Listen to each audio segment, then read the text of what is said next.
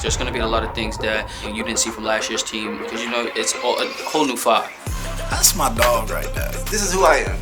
You gonna see it in these interviews. And when you know like somebody's life story, like it just makes you want to fight for them even harder on the court. You know, everything's not a glory and good road from the beginning. Like I got a vendetta against myself. I got this personal battle where I'm trying to prove to myself that I can do certain things.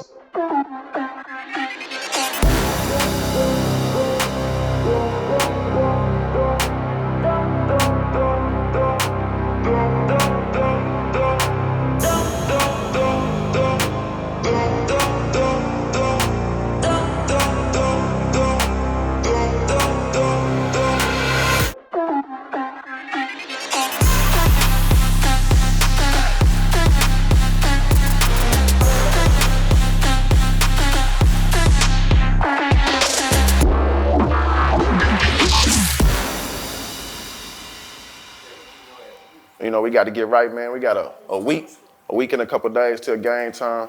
So today, let's have a good focus on making and taking good shots. You know, we want to limit boys in transition for the most part.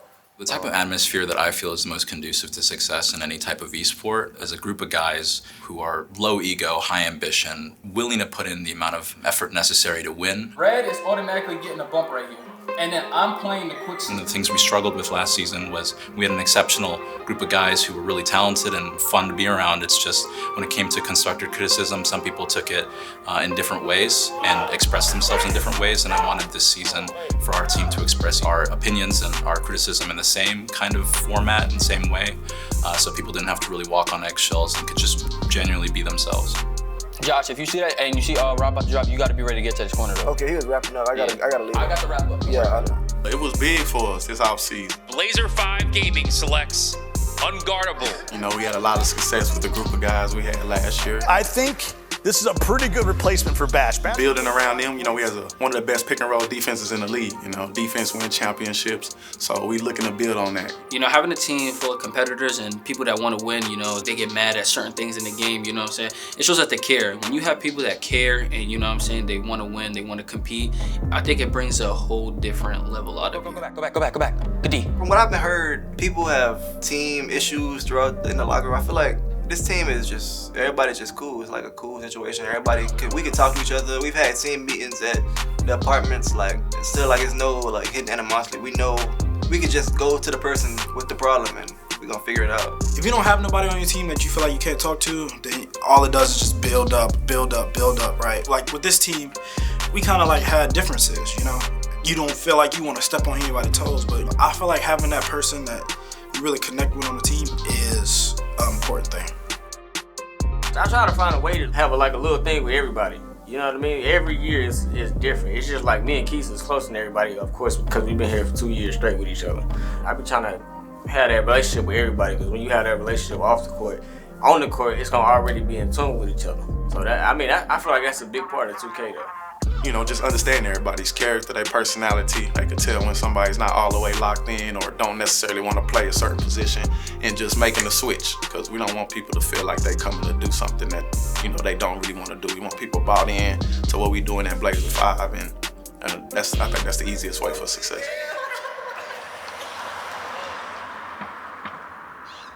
Coming into a season where you're just far from home and you're going to be 6 months in this random city that you've never been to, it's hard to get used to that. And so I want that transition to be seamless. And so I just want the guys to really feel like Portland's a second home to them, and like this organization is just a second family. Tell her daddy, I'll say, my daddy ain't got no big head. Brad be FaceTiming his kids in there, I FaceTime my kids in there. So once you see that environment and see exactly, once you can see what they plan for, I think it really goes a long way for people's mindset when they come into practice. All right, I love you, little man.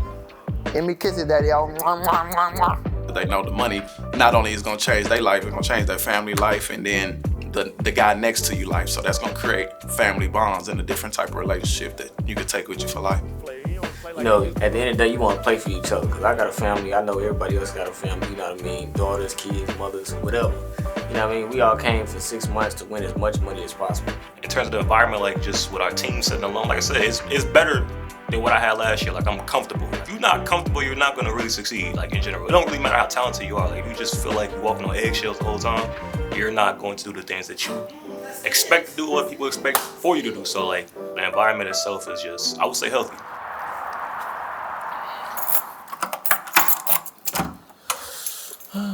I'll say that before the season started, you know, I knew me and Brad was gonna get along, but I didn't think we were gonna become close as we were. Yeah, yeah, that's what I was saying. Your shit's as thick as hell. Me and him having that relationship to where we can talk to each other, and I can tell him he doing something wrong. He can tell me I'm doing something wrong. Bro, I'm listening. All right, so listen.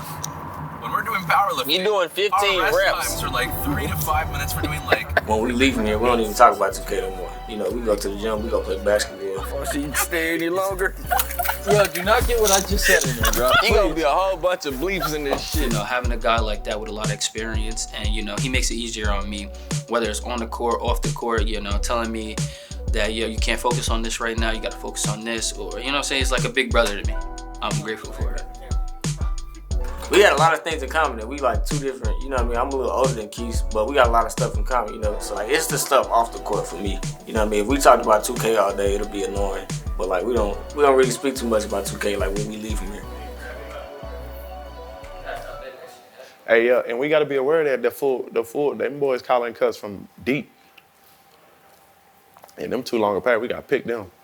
With the two players that we retained, Brett and Randoms, those guys bring exceptional defense, and they're very communicative, and they tell you exactly what they need. The pass back was there too. I was coming out. Hit me, I'm gonna go middle. I'm a lockdown defender. You know, I bring defense, I bring energy, you know, whether it's coming from off ball, on ball, a rotation, I bring it on the defensive end. You know, whether it's steals, blocks, you know what I'm saying, taking somebody out the game, or, you know what I'm saying, making it easier on my team. When it comes to the 4 and the 5, it's really important for us to have versatility and somebody who excels and is elite in their position at the power forward and at the center. And I think Rob brings that exceptionally well. His communication only adds to the kind of dynamic that Randoms and Brett already bring to the table. Front court, I feel like it's like a three-headed monster, if we're being honest. Me being more engaged really showed not my peak, but you know, my ceiling of what it could be, of how our defense could look. I like the way that we play together. Raps? They gonna tell me first. I got the raps. All right. When it comes to shooting and exceptional offense, we wanted a point guard and a shooting guard that could not only facilitate the ball, but dribble and create really unorthodox and difficult situations for the lock and the shooting guard on the enemy team. So when it came to picking people that really excel in that, bucket and unguardable, I'm on DJ. Take my cut. really play that role very well. You could be as talented as you want to be. If we don't have chemistry, we're not going to win. We're not going to mesh. But just seeing how our approach is with each other, I don't have no concern. So we built the team around, you know, players that's gonna get along, players that can hold each other accountable, players that got the heart, that want to win, want to get better, got a chip on their shoulder, got something to prove. Same page, everybody. Come on. Blazer5 early in the season, I feel like we're in a good spot. We buying into our culture, and we're excited to see what we're gonna do this season. So we're going to get a lot of stops, but the difference between, you know, us staying in the game or flooding something is us capitalizing in transition. We be having like 10 wasted transitions in the game type shit. So if we cut that down to like 3 out of 10, if we score 7 out of 10 transitions, we're going to be tough to beat. So everybody talk and listen too. When somebody make a call, Brad make a call, Keith make a call, you make a call, anybody make a call, trust the call. And the plucks, and that's another thing I want to do. We need to be more aggressive when that ball. Yeah, we got to be more aggressive snatching that ball. Coming up in the tip-off, I think we prepared very well. You know, I think that we're going to shock a lot of people. I feel like we're a sleeper team, you know what I mean? Everybody feel like we're a sleeper team, but we're gonna show people this year like that we can be more than just getting like accolades. Like we don't care about all that first team defense. It don't matter. You know what I mean? I want to win money. I don't care about none of them accolades. What I think our identity could be is just a monster house. You feel me? Our defense is already here. Our offense is like in the middle, but it could get here. Like we have potential. when I say redemption, it's even redemption, like not even what the naysayers saying, but just more for me, like to actually see like, okay, I could do the things that I expected to do. We are a very successful organization. We've been to the playoffs every single season, and when they see Blazer5, they see an organization that could compete. So we looking to continue that success. I'm excited for the group of guys we got because I feel like we're in a good space to do that. the guys are really encouraging of one another. Hit our shots, we're in a I good. think coming into the tip-off, I think if we just make sure that we've got each other's back and, you know, it's not just you versus the world, it's our team versus the world, I think we've got it. Team, man. Throw it. Hey, way to communicate, boy. There's a lot of doubters out there that think this team isn't going to be as good as last year, but I think it's about the bond that we have on the court. We all trust each other. I feel like, you know, we're going to shock the world. We stuck with our gut, we stuck with what we got, and, you know, we wouldn't change it for nothing. So, see you after the tip-off.